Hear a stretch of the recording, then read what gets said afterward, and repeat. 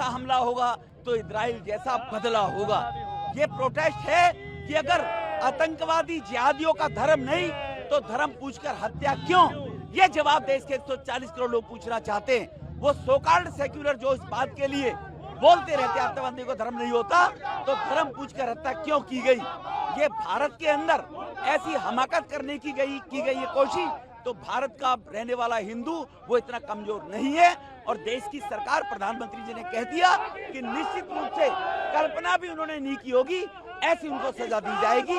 ये मांग लोग चाहते हैं। देश के सभी सामाजिक संस्थाएं, रघुनाथ मंदिर, हमारे पास में विश्वकर्मा मंदिर, यहाँ पर लाल साई मंदिर, गुरुद्वारा ए ब्लॉक, गुरुद्वारा गोविंदपुरी, यहाँ पर गुरुद्वारे और मंदिरों के सभी, हनुमान मंदिर के पंडित जी वो सब यहाँ पर हैं और सभी सर्व हिंदू समाज इस बात का जवाब मांगने के लिए आक्रोश यात्रा निकाल रहा है।